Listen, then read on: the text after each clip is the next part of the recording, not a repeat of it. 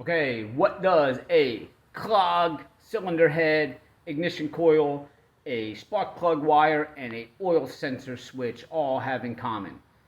They're all the reason why you're standing in the middle of your property right now, swearing and yelling and kicking and screaming because your machine keeps stalling on you or it won't start. We're going to cover some of the reasons right here.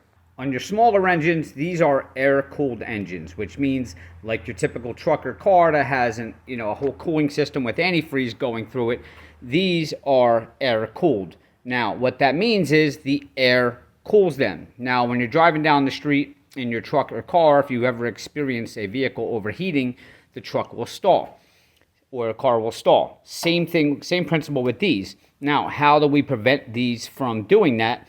Well, when you work as a fleet mechanic, such as I do, and these things see a lot of daily use, there's a lot more maintenance required because these are running all day. A homeowner might only need to do this once a year. But over here on the bench, I have one that's actually apart. Your head here, all these fins, what happens is, and they're pretty deep, you can see in there, it goes pretty deep, so this can hold a significant amount of dirt that you may not even see just by looking at it. But it gets down in there and it forms a layer, and it'll pack in there nice and tight, and the air can't get in there to cool the cylinder head.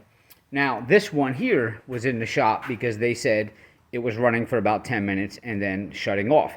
Well, if you look down here, all of this, which you couldn't even see just looking at, was in the fins. Okay, so this mower was not breathing properly, and therefore when it got to a certain temperature, it would shut down. One way to solve that problem is to get a really high-powered air gun, such as this. Hold your ears. Get something like this, or even a shop vac. You can pressure wash it, and then you want to blow it off with this when you're done, but be careful with the pressure wire. There is some small wires on your machine, such as your oil pressure switch wires and things like that, that you can damage. I don't recommend a garden hose. Only reason because if you ever took a garden hose, it doesn't have a lot of pressure, and you put it on dirt, it becomes mud, and then when it dries, it gets really hard and rock solid. The garden hose doesn't have that pressure to literally get in there and clean off. Because if you were cutting when it was wet out and you got mud in there, it's basically going to get hard as a rock, and it's going to stay in there, and the garden hose isn't going to blow that stuff out of there. So you might think, oh, I rinsed it off with the garden hose, but a lot of times it makes it worse. It packs the dirt in there into mud and just forms like this shell, and you'll never see it because it's deep down in there in the fin. So I would recommend a pressure washer. If you blew out your valves, such as this one, this is why it's all apart. It's probably because this had gotten too hot and overheated, or if you blew your head gasket. Now, when you take heat and put it on something like a torch or something, if you're removing a bolt, well, heat actually expands. So when you put heat on something, the atoms and the molecules, they have to move faster, and moving faster, which means take up more space. Taking up more space means it's going to expand. And when your head expands, that's when you're blowing head gaskets and you're blowing valves. So hopefully you're not at that point. But what you want to do, even if you can't see in here, is maybe every couple of days, not every time after you use it, but every couple of times, unless you're in a commercial fleet and you're using it heavy, is you want to, take your backpack blower or whatever, blow in here really fast. I like to take the air cleaner assembly and stuff off because you can actually get in there more, because you're kind of restricted to what you can get to with a lot of these items on. But if you want to save your machine, you're going to go through that process, and you're going to make sure that you get in there thoroughly. This happens a lot on some bigger machines too that are liquid cooled. When I used to work over at the golf course and we were running those big 4500D Toros, the main reason of those overheating is the radiators on the back there, and it just packs with grass. So we constantly had to blow them out and rinse them out and get all the grass out of there. But that is the number one reason why your mower is probably shutting down. If it's starting up and it's running fine, chances are if it's shutting down after 10 minutes or so, it's just getting hot, right? So if you have a car that has a water pump problem, when you first start it, it's not going to overheat instantly. It is going to run for a little bit, and then the temperature is going to go up, and then the car is just going to stall. And the second reason could be your ignition coil. When your mower gets hot, it shuts down and you're getting an irregular spark. And to check to see if it is your ignition coil, what you want to do is get yourself a spark plug tester, such as this one that's got a little window on it where you would actually see the spark. And you can get this at either Napa Auto Parts or your local lawnmower shop, Advanced Auto, any of those. And what you want to do is pull your spark plug wire off. This end here will go onto the spark plug itself.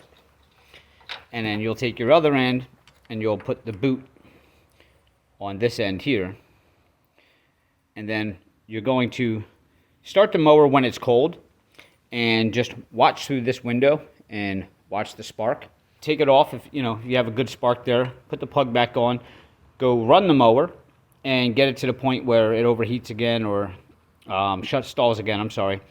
And then put this back on and try starting it and look at your spark again then, and see if there's any difference in your spark.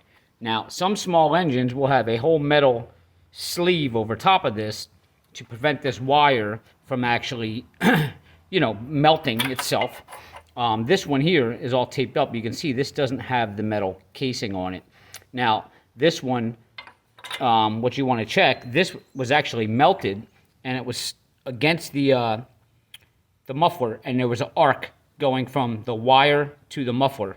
So another thing you can check too is walk around and look at your spark plug wire, pull it off, and make sure that your wire itself is okay. That actually goes hand in hand with the ignition coil, but check your spark plug wire, because there was some that wouldn't start, and I came over and pushed the wire away from the muffler and it would fire right up just because it was arcing right there.